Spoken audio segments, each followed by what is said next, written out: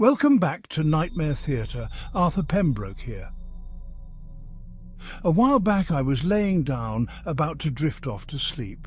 It was very late at night, although I do not recall the exact time. Just as I started to sleep, I swear I heard the doorbell ring.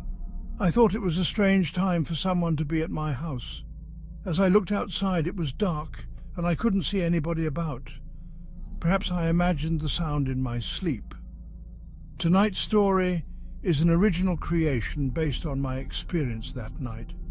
It's called Something Knocked on My Bedroom Door.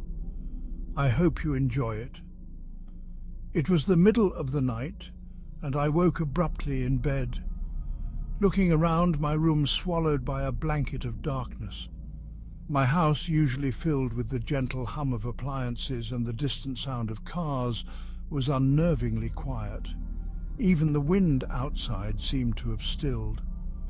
I lay there, my heart pounding in my chest, unsure of what had disturbed my sleep. There was something in the air, something thick, oppressive, like a weight pressing down on my chest. For a moment I thought it was nothing more than a dream or a figment of my imagination. I told myself to go back to sleep, to pull the covers up over my head and block out the creeping dread that seemed to have taken hold of me. But that feeling, it lingered, refusing to let go. And then I heard it, a knock at my bedroom door, 3 slow, deliberate knocks. Thump, thump, thump. I froze, my body tensed, muscles locking as if a primal instinct was keeping me in place. I tried to tell myself it was just the house settling or maybe the wind outside, but deep down I knew better. The sound was too distinct, too precise to be anything random. My eyes flicked to my phone on the nightstand. The dim screen showed the time, 3:03 a.m. I strained to listen, my heartbeat loud in my ears. The knock hadn't come again, but the house still felt wrong. Then, just as I was convincing myself I'd imagined it, the knocking resumed, louder this time, more persistent. Thump, thump, thump. Every rational thought fled my mind, replaced by cold, creeping fear. I lived alone. There was no one else here. No one should be knocking at my door in the middle of the night. I sat up slowly, my movements careful, as if making any noise would somehow draw the thing knocking closer. My blanket fell away, and I could feel the cold air hit my skin. But the prickling chill wasn't just from the cold. I stared at the door, barely visible in the dim light filtering in from the street outside. The doorknob was still. No shadow passed beneath it, no sound of footsteps or movement on the other side. But the knocking persisted. It wasn't erratic or hurried, it was deliberate, as if whoever or whatever was out there knew exactly what they were doing. "Who's there?" I whispered, the words catching in my throat. My voice barely carried across the room, swallowed by the silence that followed. Nothing, no response, no movement, just silence. I wanted to believe it was over. I wanted to close my eyes, bury myself in the covers and pretend it had been a figment of my imagination. But I couldn't. My mind raced with possibilities, none of them comforting. Then the knock came again, this time more forceful, almost impatient. Thump, thump, thump. I slid out of bed, my feet hitting the cold floor with a soft thud. The floorboards creaked beneath my weight as I moved cautiously toward the door. Every step measured, slow. I felt a wave of unease wash over me as I reached out to touch the doorknob, my hand trembling slightly. My fingers hovered over the metal handle, the cold radiating from it like a warning.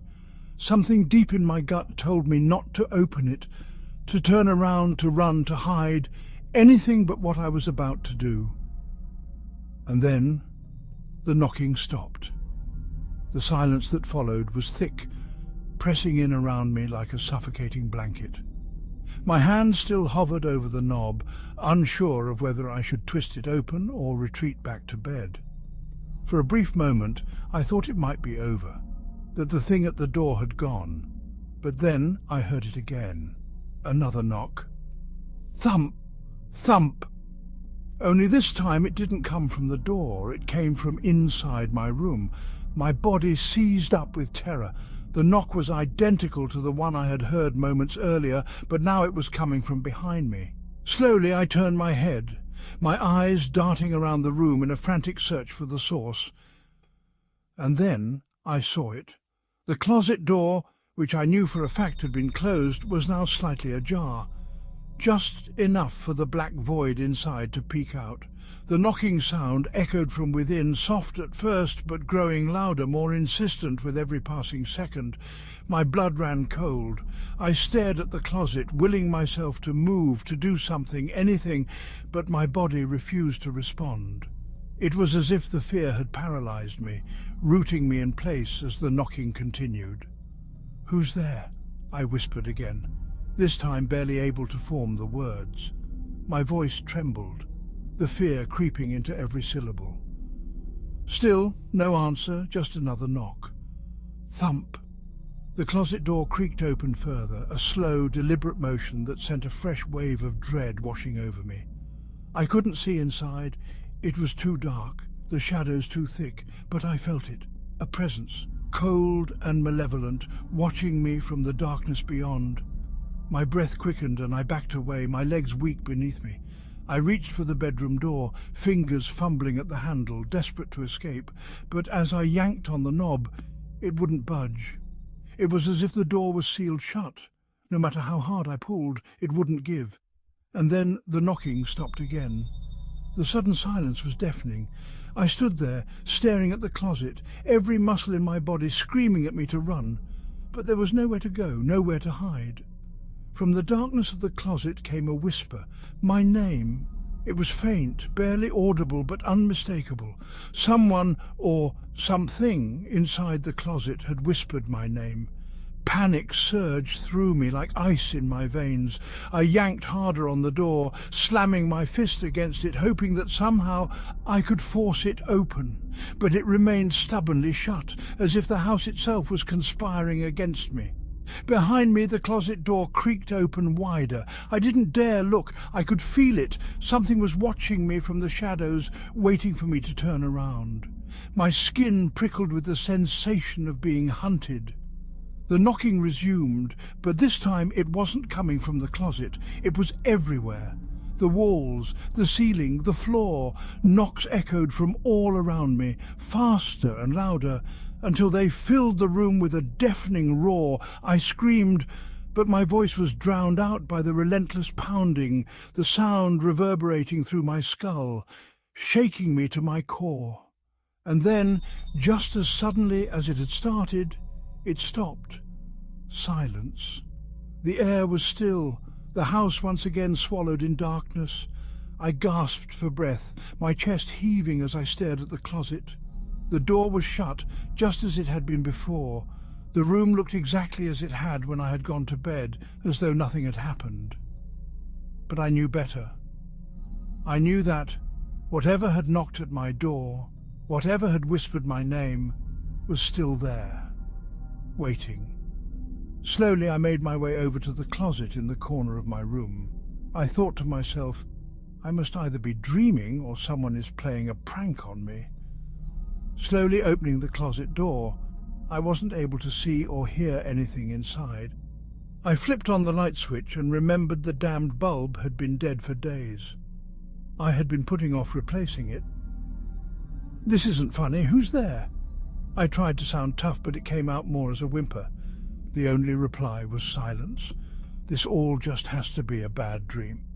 I stumbled toward the bed, collapsing onto the mattress, pulling the blankets up over me like a protective shield. The quiet was unnerving, but it was better than the noise, better than that knocking. As I lay there trying to calm my racing heart, my eyes slowly closed. My breathing evened out, and for a moment I felt the edge of sleep start to creep in. But then I heard it, another knock, more like a soft tap. This time, however, it was coming from underneath the bed. Tap, tap, tap. Thank you again for joining me on Nightmare Theatre. Please like and subscribe. It really means a lot to me. If not, that's fine too. I'm just glad to be able to entertain you. Let me know in the comments what you thought and what you would like to hear. There should be a couple more videos showing up here for you to watch, and I'll be putting up a video a day if I'm able. Have a good night.